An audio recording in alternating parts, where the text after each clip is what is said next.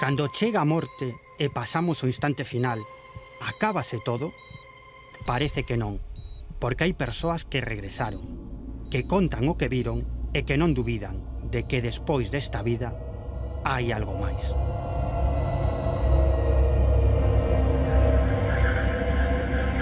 As testemunhas de dúcias de persoas que pasaron por un proceso de morte clínica, é dicir, que durante uns intres o seu corazón deixou de latexar.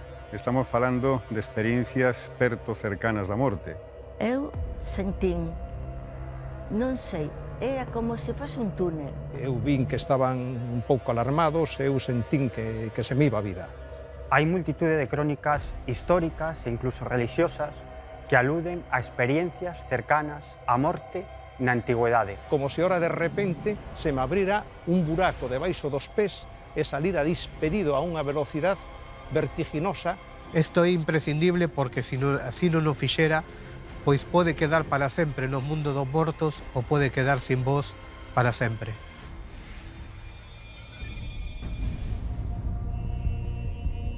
O fenómeno ovni está considerado o gran enigma do século XXI. E polo que imos ver nos próximos minutos, hai testemunhas, civís e militares, aos que o encontro con eles cambioulle a vida, porque estes obxectos manifestáronse sobre bases militares galegas e foron investigados por parte do Exército do Aire Español.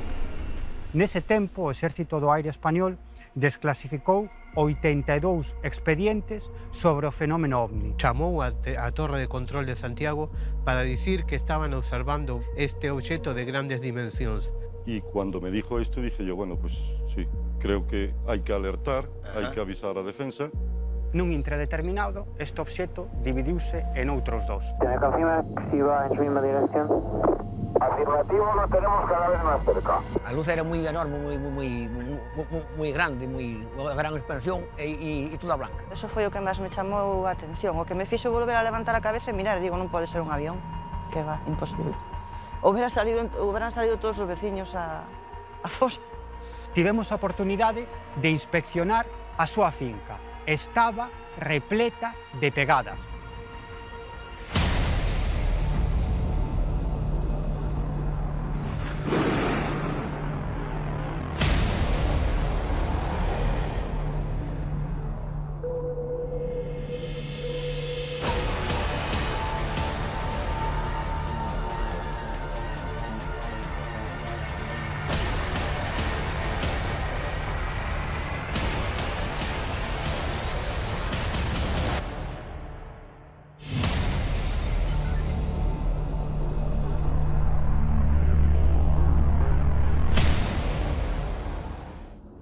A morte. Todos temos medo ao instante final, a que todo se acabe, a que máis aló desta vida non haxa nada. Agarrámonos con forza as crenzas, porque a dúbida de que sexa o final, sen máis, sempre está presente, especialmente se aproxímase o último latexo. De momento ninguén regresou para contarnos se hai algo máis. Iso é polo menos o que se di. Pero seguro que ninguén regresou do outro lado? No ano 1975, un prestixioso psiquiatra estadounidense chamado Raymond Moody publica un libro. O libro titulábase Vida logo da vida. Nese libro daba a coñecer as testemunhas de dúcias de persoas que pasaron por un proceso de morte clínica, é dicir, que durante uns intres o seu corazón deixou de latexar. O interesante do libro de Raymond Moody e que foi un éxito absolutamente internacional.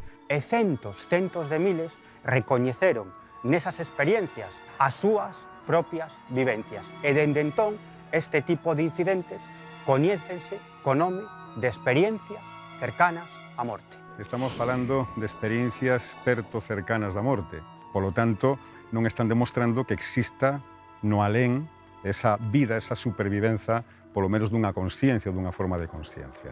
Estamos un poquinho tocando o tecido que está separando a parte fenoménica, a parte perceptiva, cotiando seres humanos, e unha especie de fronteira que son as que realmente estamos a investigar, que é precisamente o alén, se hai realmente unha supervivencia.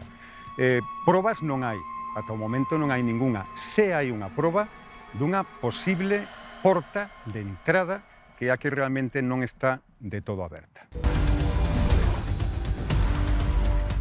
Nos últimos anos recompilamos numerosos casos de experiencias próximas á morte. Un dos máis interesantes protagonizou a viguesa Blanca Rodríguez, porque reúne todos os elementos para pensar que foi real. Nunca falou diante das cámaras de televisión, nunca ata agora. A operación foi unha histerectomía, a extirpación do útero. Foi unha cousa rápida, eu fui unha revisión ginecolóxica e o médico me dixo que tiña que ser intervenida urgentemente.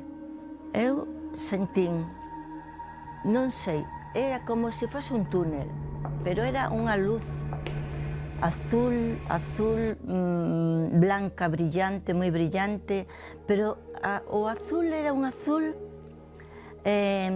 moi tranquilo, moi sosegado, e a luz branca tamén. Esa luz, eu pasaba correndo, eu non corría, pasaba a moita velocidade, pasaba a través desa luz. Imos ata Vigo, porque preto de Redondela espéranos o protagonista dun suceso moi especial. El non cría nestas cousas, xa que a súa formación científica chocaba frontalmente contra a posibilidade de que máis aló desta vida houvese algo. Pero viviu unha experiencia que cambiaría a súa forma de pensar para sempre. Eu topábame moi mal con unha infección que non acababa de remitir co tratamento normal, entón marcheime a urxencias do Hospital de Canarias, porque nas Palmas de Gran Canaria, porque en ese momento eu vivía ali, que vivín alá estos 4 anos. Entón, en ese momento funme a urxencias, e en urxencias puxéronme unha inyección. Esa inyección pillou un vaso sanguíneo, empezou a manar sangre, e a partir dese momento eu vin que estaban un pouco alarmados, e eu sentín que se me iba a vida. Quedeime sumido nunha oscuridade total, pero en esa oscuridade total eu non perdín a consciencia en ningún momento, en ningún intre. E xusto cando estaba sumerxido en esa oscuridade total, eu pensaba que as neuronas tiñan un certo tempo de vida cando paraba o corazón. E, bueno, vai a ocurrir que se eu non entro en un pánico, en terror, pois irá acabando a miña vitalidade, e aquí se acaba todo, e, bueno, pois non hai nada máis. E cando estaba sumido nestas reflexións, eu sentín por sorpresa, agarroume por sorpresa, como se ora de repente se me abrira un buraco debaixo dos pés e salira despedido a unha velocidade vertiginosa hacia diante, non? Por o que parecía un túnel oscuro e no fondo había un punto de luz. E eu iba así, sentíame como cas mans pegadas ao corpo, os pés hacia diante, non podía facer nada máis que ver que pasaba, non? E ao final, pois, fuime acercando a ese punto de luz que había ao final do túnel e quedeime como zambullido en esa luz. Unha luz resplandeciente dunha intensidade tremenda, como refulgente, que eu formaba parte desa luz e que fundíame en ela e sentía unha sensación de paz, de libertad, de alegría, de intensidade, de inmensidade, e sobre todo un gozo interior que eu nos momentos mellores da miña vida jamás había tido, non? Entón, pois, cando estaba disfrutando desas sensacións, eu, como teño unha mente analítica, dixen, bueno, pois se estou morto, onde está meu corpo? As características hai unha parte importantísima que é o que se chama inefabilidade, é dicir, que moitas persoas non poden describir, non poden narrar toda a experiencia, porque é moi persoal e difícil de dicir en palabras. Pero sí é certo que a primeira son moi características incluso alleas a outro tipo de tradicións ou culturas que converxen entre sí. Raymond Moody, na década dos 70, foi o primeiro que sistematizou, despois Kenneth Green e outros. Pero o característico é a primeira esa sensación de paz. É moi importante, é unha especie de sensación de paz interior, etcétera, que a xente, paradóxicamente, non quere voltar de novo ao corpo físico, ao mundo físico terreal. En do tempo, é como se parara, eu sentín a presencia de dúas persoas.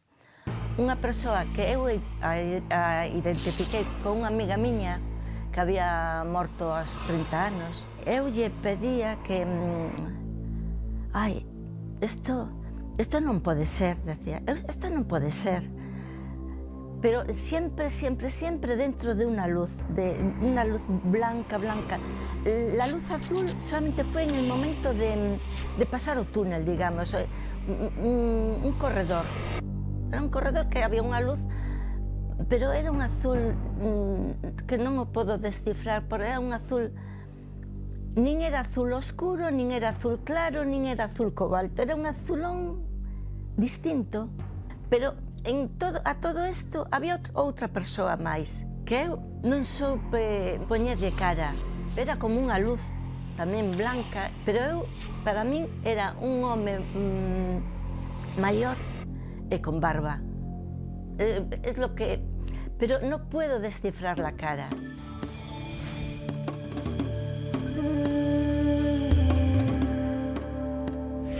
Como xa imaxinan, esta crenza no máis aló, noutra realidade paralela a que accedemos cando abandonamos o noso corpo físico, non é actual.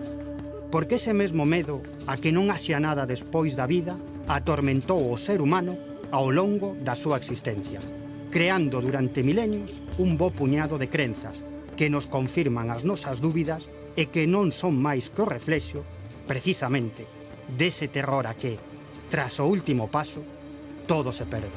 Hai multitude de crónicas históricas e incluso religiosas que aluden a experiencias cercanas á morte na antigüedade. Por exemplo, no século VIII despois de Cristo, un sabio budista recopilou unha serie de textos milenarios sobre o que nos espera logo da morte. Eses textos, actualmente, coñécense co nome de O Libro Tibetano da Morte. Neses textos, o que lemos é que cando a persoa falece, o primeiro que ocorre é que observa o seu corpo dende certa distancia, dende certa altura.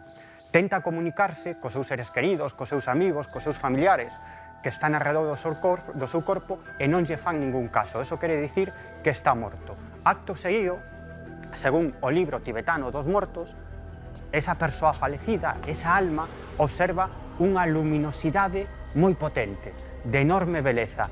E cando a alma, o espírito, atravesa esa luminosidade, encóntrase con familiares falecidos, con amigos falecidos, e acto seguido aparece diante desa persoa falecida Mara, unha deusa budista que sostén nunha das súas mans un espello no que se reflecten todas as accións desa persoa na Terra, tanto as boas accións como as malas accións.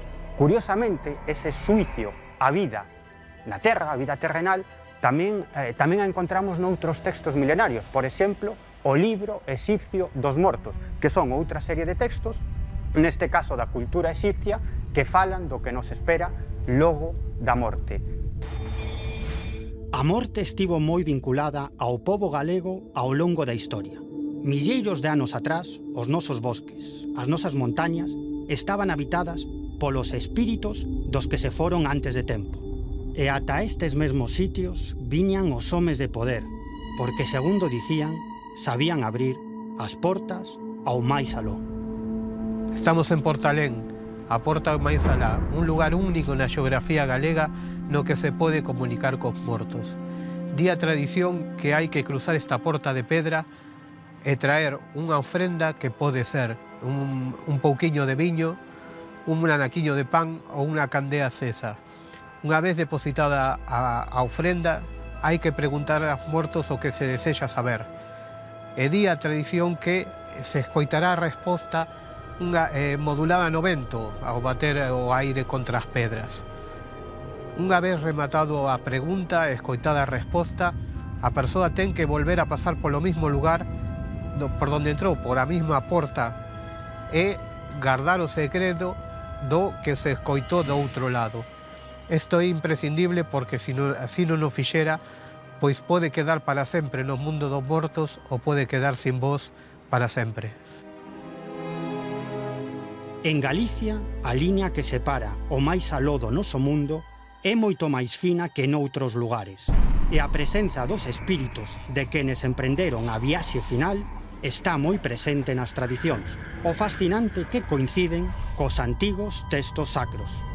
Depois está o túnel típico cunha luz ao final do túnel. Outras persoas ven ali unha serie de presencias que poden ser da súa cultura religiosa, outros ven a familiares, etc.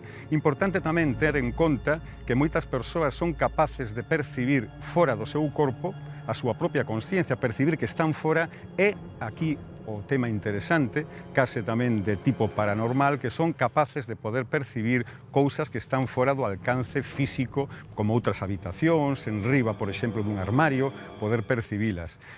Eu encontrábame moi ben e o ser, eu empecé a pedir, por favor, deixame un pouco máis, que eu non podo darlle este disgusto nin a miña nai, nin a meu marido, nin ao médico. Entón, me vexo por encima, yo non volaba, pero era algo que yo estaba por encima, o corpo miño non estaba, era algo distinto. Pero eu vía no Rosal, nas Eiras, temos unha casa, eu vía que estaban no centro, como se estivese morta, estaba miña nai, meus fillos, meu marido. Eu volvo a pedir, non podo irme, non podo, que sexa un pouco máis. Entón, pois, o ser lle pide a outro ser que era superior a ela que me dixera un pouco máis, e decían, non pode ser, pero de repente eu hice e volví.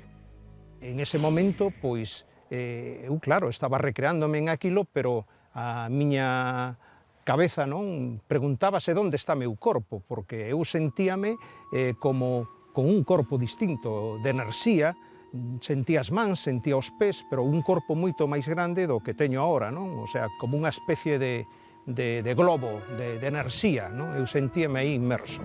Entón, pois foi pensar onde está meu corpo, que en ese momento me vin no teito da sala do hospital, donde me estaban xa reanimando, e eu, cando mirei meu corpo, sorprendínme porque o miraba moi alonsado de min, o sea, miraba como un trase, como algo que había sido familiar, pero que aquilo non lle daba ningunha importancia, cosa que agora o cuido e lla dou, pero en aquel momento non lla daba. Entón, pois, decía, bueno, pois, eu realmente, ese é unha especie de trase que usei, pero o que realmente son eu, e aquí eu sigo tendo mans, sigo tendo pés, sigo tendo cabeza, sigo pensando, sigo sintindo. E aquilo, pois, non tiña para min ningunha importancia. E entonces sentín como os médicos decían, se nos va, tal, estaban, pois claro, ca adrenalina, inyectando, estaban co sistema de rehabilitación e de regeneración do corazón, en fin, pero eu, en aquel momento, foi isto comprobar que realmente meu corpo estaba ali, pero que o que realmente era ese outro corpo de enerxía, e volvín de novo, instantaneamente, a conectar ca luz. Os protagonistas das ECM aseguran, nunha volta de porca máis, que neses instantes a súa vida pasa por diante deles, como unha película que dura segundos. A todo isto, en todo este intervalo, pasoume unha cousa, pasando o túnel, que eu vin a miña vida desde que era pequena, desde pequeniña, hasta a idade que tiña. Pero non foi ver a vida así con tempo, non, foi un flash, unha cosa rápida, moi rápida. Me vin de pequena, de 4 anos, vestida con o uniforme do Colexio das Monxas, hasta ese momento. Pero vi todas as fases de mi vida, pero sin decir 1 minuto, 2 minutos, 3 minutos. No, foi un flash, unha cosa moi rápida. E sin pensalo, e sin así, sorpresivamente tamén, empecé a ver a película da miña vida, con unha especie de fotogramas a unha velocidade enorme, e eu miraba todos os acontecimientos máis importantes da miña vida con unha certa distancia. Eu, con objetividade. É dicir, que a mí nadie me xuzgaba en aquel momento, eu miraba os episodios de miña vida, miraba os problemas que eu mesmo me creaba e os problemas que derivaban das miñas actuacións, que todas as cousas positivas que tamén había feito, que en aquel momento pois entendía un pouco que o proceso da lei de causa e efecto, o que chamamos o karma, non? Que de alguna maneira o que te xuzga é un mesmo, non? O sea, que eu era o que me premiaba o que me castigaba, co ceo e co inferno realmente estaban en mí. Co Dios que sempre estaba buscando fora, era solamente pensar e fundíame con él. Fundíame con él, que era esa luz que había conectado no principio, e esa luz era unha sensación de expansión da consciencia. Calquer pregunta que eu tiña, que eu son moi curioso e fágome moitas preguntas, entonces toda a carga de preguntas que tiña, de dúbidas existenciais, só era pensar en elas e me viña a resposta con clarísima, con certeza, en segundos, non? Estaba con unha mente superior, non? A un nivel de mente superior, aquela conexión, aquela luz, aquela alegría, aquela felicidade que eu sentía e aquela clarividencia, que aquelo era Deus, e que Deus era esa energía que estaba fora fundida conmigo e que eu formaba parte del, que non había ningunha diferencia. Empecé a sentir unha sensación de libertad, de empezar a moverme en todas as direccións que podía, e que non había obstáculos, non había nada. E cando estaba sumergido en esa sensación de expansión e de descubrir todas as posibilidades do meu novo corpo, en ese momento, pois foi como se me apagaran as luces. Desconectei por completo, pum, e sorpresivamente desperteime no corpo anterior, no corpo físico, e en ese momento a sensación non foi nada agradable. Foi unha sensación de que eu viña como de un sitio onde había pureza, había limpieza, había expansión, había libertad, e me metía como unha especie de cárcel, de algo limitado, e de algo que eu sentía como pegajoso, como algo sucio. Eu sentíme con esa sensación de reducirme. Os médicos empezaron a estar moi contentos, a ter moita ledicia de haberme regenerado, lo recuperamos, por fin, estás bien, e tal, e o único que acertaba a decir é non sabedes a faena que me habedes feito, non? Isto, pero como? Eu estaba na maravilla e me habedes devolto aquí a esta limitación, bueno, xa vos contarei, dejarme, necesito estar solo, estou ben, por favor, dejarme, necesito estar solo. Eu necesitaba estar un pouco aislado para rebobinar e para recrearme de todo este pasase que experimentei. Pero o máis importante é que ao regreso a consciencia, o corpo físico, podemos dicilo así, a persoa ten unha especie de conversión. É dicir, son persoas que teñen un cambio na súa actitude fronte á morte. Están moito máis calmadas, teñen unha sensación de felicidade e, moito máis importante, unha compasión, unhas gañas de ter, de algún xeito, un obxectivo na súa vida, que é axudar as persoas, sobre todo, desenvolver máis felicidade e máis bondade no mundo. Eu conteille a experiencia a meu marido e quedei un pouco traumatizada. Unha cousa rara, que para ele era un mal rato, para mí non foi un mal rato, foi un rato moi bo, pero afeitoume e ademais eu penso que a vida esta non é a verdadeira vida, a vida é a outra. É unha vida tranquila, onde non vamos a ter problemas, onde tes a máxima paz, estás moi ben, moi ben, moi ben. Bueno, eu, a partir desta experiencia, marcoume muitísimo, claro, a miña vida variou de rumbo. Eu estaba inmerso no mundo do marketing de ventas, entón, pois era a miña especialidade, ademais, me iba moi ben. Entón, pois, a partir disto, empecé a darme conta que o meu interés principal era descubrir o senso da vida, que estamos aquí por algo máis, non que non por acumular cartos, por comprar cousas. Entón, a partir dese intre, matriculeime e empecé a estudiar psicoloxía. Entón, pois, son psicólogo clínico, e claro, agora, o concepto que teño é moito máis enriquecido, pudo asimilar mellor moito a experiencia que tuven.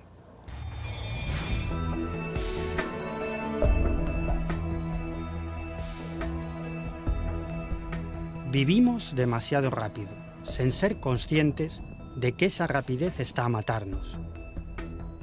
Quizáis non pensamos na morte porque nos dá vertixe, medo a non chegar a ningunha conclusión. Por iso é importante atender a que cada día son máis as persoas que pasan polo transo dunha experiencia próxima á morte e acaban convencidas de que o máis aló existe, de que o noso paso por este mundo é únicamente un breve período de tempo dentro dunha existencia moito maior. Dende o meu punto de vista, creo que sí existe o máis alá, entendendo o máis alá como unha dimensión, podemos dicir, onde a consciencia pervive de outra forma, fora da transformación do propio corpo. O máis importante é falar de como podemos percibir ou como podemos achegarnos para ter unha proba científica. Eu creo que hai unha parte nouménica que está máis alá do fenoménico dos sentidos e que realmente esa parte é difícil apreender e poder captar achegándose a través da investigación tradicional. Estou plenamente convencido da existencia do alén, da existencia do máis alá. Está claro que non temos a proba definitiva, pero dende o meu punto de vista existen unha serie de evidencias que apuntan claramente a esa posibilidade, que existe vida logo da vida e que somos seres inmortais. En canto ás probas, hai un experimento que de Samparnia, que está sendo levado a cabo, pasou xa a primeira parte, que son 25 hospitais de Norteamérica e de Europa que están centrados nas investigacións destas experiencias cercanas á morte.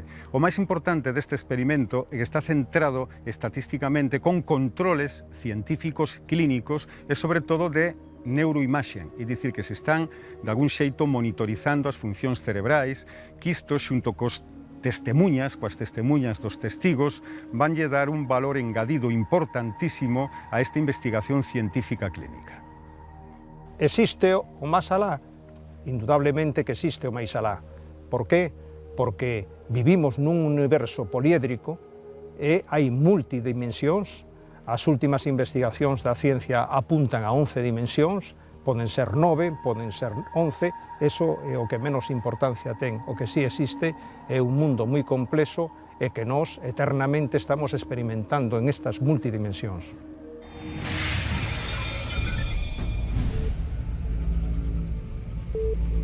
Reconforta escoitar testemuños como os que mostramos, porque máis por fe que por certeza, lévanos a pensar que tal vez exista vida despois da morte.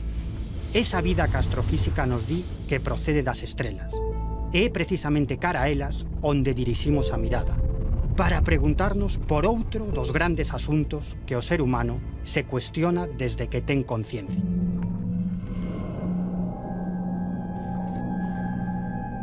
Hai vida intelixente máis aló do noso planeta ou somos un minúsculo milagre da inmensidade do universo? Se a resposta é afirmativa, xorde unha pregunta aínda máis inquietante. Visitáronnos algunha vez? Para profundizar na explicación de todo isto, quixemos centrarnos no período que vai entre o ano 1992 e 1998. Nese tempo, o Exército do Aire Español desclasificou 82 expedientes sobre o fenómeno OVNI. E segundo a maioría dos expertos que estudaron estes expedientes, moitos deles están manipulados e non mostran fielmente o sucedido. É precisamente neste período, entre finais do ano 1995 e principios do ano 1996, cando ten lugar nos ceos de Galicia a última gran oleada de ovnis en Europa. Tal é o descaro co que se presenta o fenómeno ovni que en ocasións maniféstase sobre instalacións castrenses. A noite do 27 de novembro de 1995, algo aconteceu sobre o recinto militar das Gándaras, en Lugo. Algo difícil de explicar. A cámara do polvorín militar das Gándaras estaba captando a presenza dun enorme obxeto voador non identificado. A través das pantallas da sala de vixiancia, os militares que estaban ali contemplaban perfectamente ese obxeto voador non identificado. Incluso no seu momento dixéronme que forzaron o zoom ao máximo e aí é cando contemplaron a verdadeira forma do ovni. Tratábase dun obxeto en forma de balón de rugby moi luminoso. Ao mesmo tempo, tamén desde as instalacións dese polvorín militar, os soldados, os militares, estaban observando o ovni cos seus propios ollos. Tratábase dun obxeto, dixéronme no seu momento, enorme e moi luminoso. Pouco tempo despois despegaron dous cazas militares do exército español que estiveron dando voltas ao redor deste obxeto voador non identificado. E unhas horas despois, cando estaba a puntiño de amancer, este ovni en forma de balón de rugby realizou unha serie de movementos moi suaves e simplemente se desvaneceu. Eso é o que contáronme os militares do polvorín militar das Gándaras. Como estamos a ver, non foi a primeira vez que os corpos de seguridade do Estado observaron estes fenómenos. O luns 5 de decembro de 1989, un veciño da localidade do Castro alertou ao cuartel da Garda Civil de Sada porque estaba a ver un disco luminoso sobre a cidade. Entón, aconteceu o inesperado.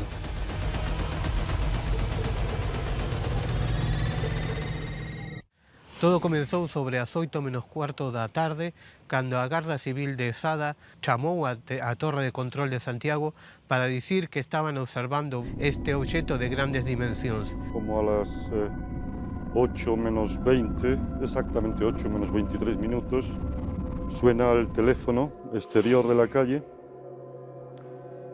y me dicen, oiga, ¿es la Torre de Control? Sí, dígame. Mire, somos de la Guardia Civil, el cuartel de Sada. Un señor ha llamado, ha visto un disco lenticular, luminoso. Me preguntó si había algo y dije, no, aquí no tenemos nada. Y dice, oiga, es que tal. Yo, como el Guardia Civil insistía mucho, le dije, mire, pero usted lo ha visto. Yo lo vi, me dijo. Y digo, ¿y ahora lo está viendo? Dice, no, porque estoy aquí en el despacho. Digo, ¿puede asomarse y confirmarme si usted ve algo? Y efectivamente el señor me dijo, un momento, se asomó a la ventana, me dijo que lo estaba viendo, que comenzaba a desaparecer tras la silueta de unos árboles, y cuando me dijo esto dije yo, bueno, pues sí, creo que hay que alertar, hay que avisar a Defensa. Chamou a Madrid para informar da situación e minutos despois o radar de vigilancia aérea militar chamáronlo para confirmar que tamén eles estaban a registrar este obxecto. Y 5 minutos después me llamó de la sala de defensa de aquí de Galicia, la estación radar de aquí, y comenzó a pedirme posiciones, dónde veían eso. Le fui diciendo dónde creía yo que tenía el avistamiento la Guardia Civil y él comenzó a hacer un rastreo normal. Y 15 o 20 minutos después me dijo, sí, afirmativo, es contacto. Estoy viéndolo, evoluciona muy lentamente, comenzó a subir, una burrada, o sea, 57.000 pies, es decir, estaba en la estratosfera, no podía ser un avión, o sea, eso está claro. Comenzaba a subir y a bajar, pues si mal no recuerdo, en prácticamente un minuto, pues casi bajó prácticamente unos 40.000 pies.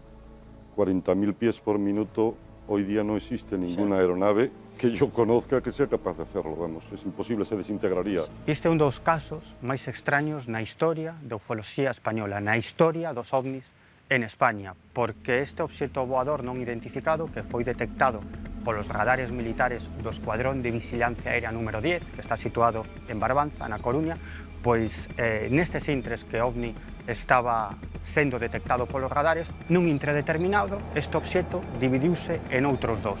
É dicir, que de ter detectado no radar un obxeto, En un instante, en un visto e non visto, tiñan 3 obxetos non identificados no radar, 3 obxetos voadores que posicionáronse a diferente altitude, a 20.000 pés, a 31.000 pés, a 40.000 pés. En canto a forma dese obxeto voador non identificado, a xente que o viu dende terra dicía que era un obxeto de aspecto lenticular, que desprendía unha gran luminosidade e tiña ao seu redor tamén unha especie de halo luminoso. O caso foi investigado polo Exército do Aire, como consta nos expedientes desclasificados polo seu órgano de inteligencia, o Mando Operativo Aéreo, a mediados dos anos 90. Simplemente el ejército español la desclasificó y a partir de ahí no comentan. Si hay algo o no lo hay, no suelen mojarse para decir tampoco qué es. O que ocorre é que ese informe está absolutamente incompleto porque solamente se fala da detección dese obxeto voador non identificado, pero absolutamente nada se di sobre os cambios de altitude, absolutamente nada se di sobre os testigos que divisaron este obxeto dende terra e, por suposto, nada, absolutamente nada se di deses 3 obxetos voadores non identificados que apareceron nun momento determinado a diferente altitude. Cando se fala do fenómeno OVNI, o Exército do Aire español parece desmarcarse, xa que nos informes desclasificados explica todos os sucesos vinculados a este asunto aludindo a causas naturais. E con todo, entre os documentos que se desclasifican, hai un que resulta verdadeiramente sorprendente. É a Instrucción Xeral 40/5, unha directriz na que se explica paso a paso como teñen que reaccionar os militares ante un fenómeno luminoso extraño. Que facer se toma terra, se do mesmo descenden tripulantes. Repetimos, é un documento sorprendente que parece desvelar que o fenómeno OVNI interesa aos nosos exércitos. E moito. Confirmo que tenemos algún tráfico próximo a nosotros, a nuestra izquierda, aproximadamente unas 4 o 5 millas. 297, en negativo no hay tráfico notificado. Tenemos 2 señales luces rojas, como ahora unas 3 millas a las 10 de nuestra posición. Aproximadamente a la misma altura. A las 10 de la posición, a unas 3 millas a la izquierda de su posición ahora. Afirmativo. Y 3297, ¿me confirman las luces están en el mar o están en el aire? El avión es un tráfico y está aproximadamente a nuestra altura. Ahora estamos librando nosotros 250. Este tráfico andará por entre 23 y 26. 297, ¿me confirman si va en su misma dirección? Afirmativo, lo tenemos cada vez más cerca. He incrementado el rate de ascenso a través de 280 y el tráfico este sube mucho más rápido que nosotros y se acerca cada vez más. ¿De acuerdo? ¿Desea que llamemos a algún interceptor de la defensa? Si es posible, sí, información, porque el tráfico está a menos de media milla y ahora mismo ha bajado un montón. Ha bajado, ahora debe estar unos 3.000 pies por debajo de nosotros. De acuerdo, vamos a comunicar con defensa por si saben algo. Persoal militar, pilotos comerciais, civís. O fenómeno OVNI é tan esquivo como inexplicable, porque se manifesta ante milleiros de testemunhas de toda a condición como, cando e onde lle ven en gana, sen que podamos determinar que intencións ten tras a súa, en ocasións, absurda conducta.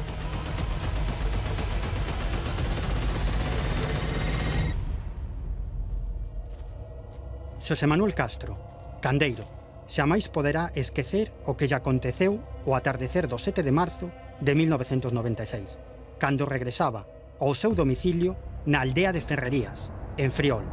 Entón, do ceo descendeu algo.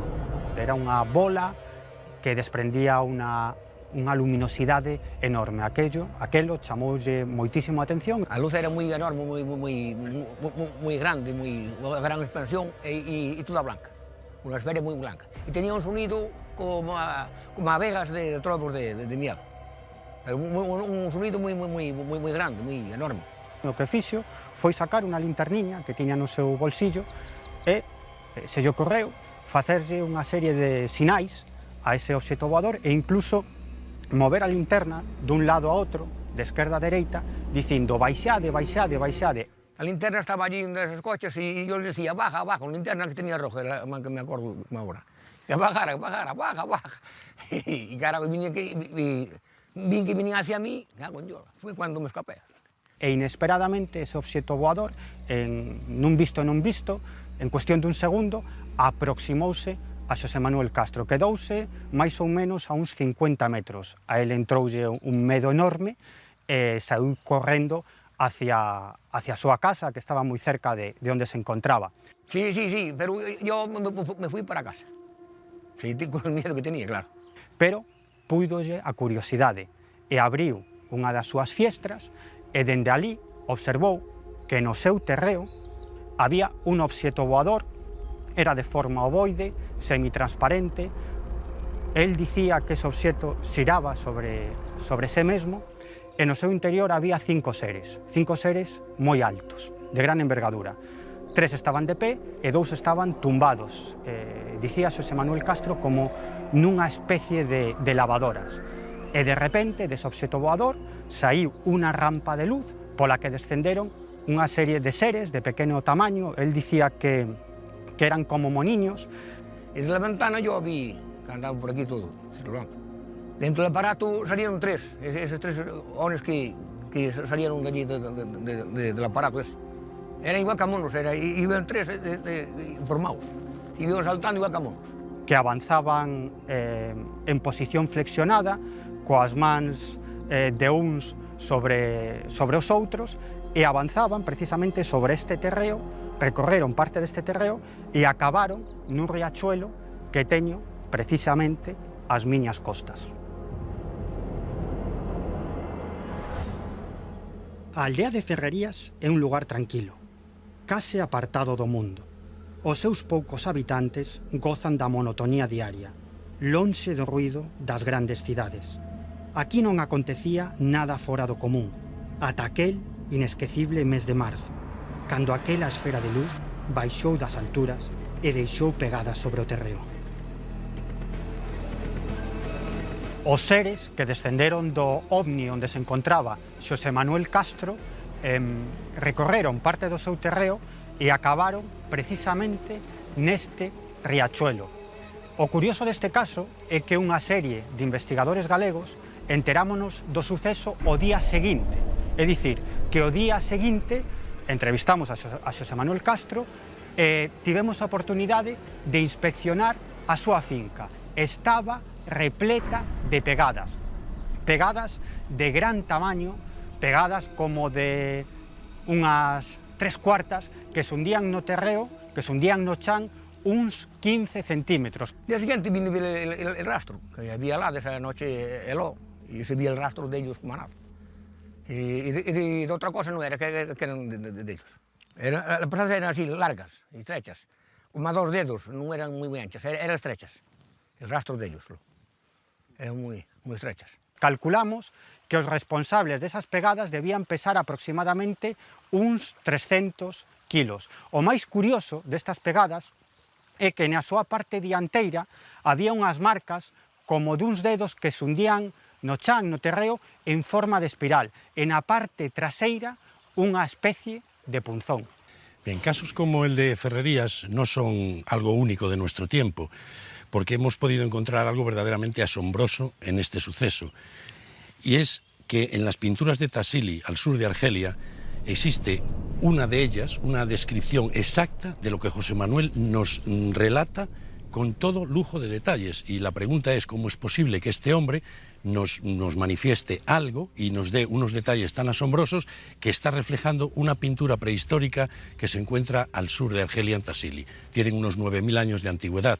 Los detalles son tan asombrosos que en la propia pintura se puede ver hasta difusamente, pero la rampa de luz por la que bajan esos seres pequeños con cascos, y a su vez los describe José Manuel exactamente en este lugar, cómo llevaban las rodillas flexionadas, cosa verdaderamente increíble que él pudiese fijarse y dar ese detalle que figura en Tassili, y cómo, que es lo más asombroso de todo, llevaban las manos puestas, como decía José Manuel, parecía que iban como jugando al tren, uno en el hombro del otro y el segundo en el hombro del primero, y con las rodillas flexionadas saltaban de esa forma. Esa descripción que nos hace José Manuel de lo que él vio aquí, que realmente él aquí lo presenció a 50 metros de distancia, es la misma escena que está dibujada en Tassili, pero que tiene 9.000 años de antigüedad. Non foi o único suceso extraño. Uns minutos antes, o misterioso artefacto atravesou o espacio aéreo dunha base militar de comunicación situada no Monte Campelo, a apenas 13 kilómetros en línea recta de Ferrerías. Un grupo de militares que estaban na base do Campelo viron como na antena de comunicación había varias luces que xiraban alrededor do anteslado. As dúas luces se convirtieron en unha e saíron en dirección a Ferrerías, que queda moi poucos kilómetros ali. Ali, esa mesma noite en Ferrerías, é onde José Manuel Castro tería o seu encontro cos ovnis. El caso de Ferrerías no fue un caso aislado en esta zona. Días antes de ese 7 de marzo del 96, ya se habían producido, habíamos investigado una serie de sucesos de avistamiento de luces a muy baja altura, en concreto a un matrimonio de la zona de Sarria que circulaba por esta zona a las 2 de la madrugada, fueron seguidos por una esfera bastante grande, de unas enormes dimensiones, a muy baja altura que se les puso prácticamente delante del vehículo. Y días después, poco antes repito, del avistamiento de Ferrerías, se produce otro avistamiento mucho más espectacular en la zona de Vicinte, que queda detrás de mí, a dos personas que viajaban en un vehículo a las 11 de la noche, y se trataba de dos esferas bastante grandes que se pusieron a la altura del vehículo y lo siguieron durante varios kilómetros hasta llegar a esa localidad de domicilio que era Vicinte. Ya después de producirse el avistamiento de Ferrerías, en los días inmediatamente posteriores se produjeron en esta zona otra serie de sucesos bastante extraños. Pois a ver, eu estaba, como facíamos moi a menudo, collendo auga nunha fonte que é ali cerquiña. Estaba guardando as garrafas no maletero do coche. E nada, mirei para arriba e vin unha cousa en forma de rombo, con 4 luces, con 4 focos nos extremos, de luz blanca. E así en un principio, desto que non o pensas, pensei que era un avión. Seguín colocando as garrafas no maletero e deime conta, non? Digo, jolín, para ser un avión tería que facer un ruido tan baixín, o sea, ao ir tan baixo, tiña que facer un ruido exageradísimo, non? Eso foi o que máis me chamou a atención, o que me fixo volver a levantar a cabeza e mirar, digo, non pode ser un avión, que va, imposible. Houberan salido todos os veciños a fora. O seguinte fin de semana, cando vin a prensa, pois o que decían que pasara en Ferrerías, pois está como a 2 kilómetros de onde estaba eu, en Cotá, guardando a auga. El suceso ocurrido en la zona de Acevedo, muy cerquita de aquí, como a 3 kilómetros en línea recta, desde donde un vecino pudo observar cómo durante varias horas en la noche un foco luminoso de varios colores, que él describía como si fuesen los colores del arco iris, circulaba por esta zona a muy baja altura y lo que hacía era iluminar potentemente los pinares y toda la zona, como si fuese completamente de día. Es más, me dio un detalle muy concreto. Me dijo, como desde mi casa se ve la zona de Ferrerías, ese foco pasó justamente por encima de la finca de donde dicen que había aterrizado aquella nave. Guste ou non, está claro que o fenómeno ovni é real e continúa sendo un desafío para a nosa comprensión. Din que é o maior enigma ao que se enfronta o ser humano nesta época extraordinariamente tecnolóxica. Un misterio que, como poidemos ver, non distingue de sexo, raza ou estamento social. Maniféstase intelixentemente cando considera oportuno, saltándose impunemente os sistemas de defensa dos nosos exércitos e corpos de seguridade, demostrando que detrás do fenómeno hai algo que en ocasións parece xogar coa testemunha, ao momento de que a vida desta, desde ese instante, xa non volve a ser igual. E dá o mesmo que o protagonista do encontro sexa piloto militar ou gandeiro, dá igual, porque o shock que provoca é brutal.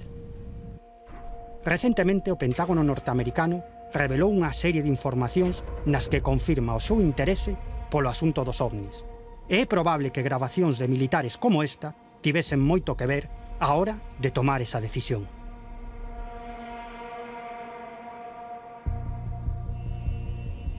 Que hai detrás deste fenómeno? Hai que temelo ou pola contra alegrarse de que o contacto, como afirman moitas testemunhas, está máis preto do que imaginamos? Non o sabemos, porque neste tema a única certeza que temos é que, sexa o que sexa, está aí, observándonos desde hai décadas, esperando o momento para volver a manifestarse.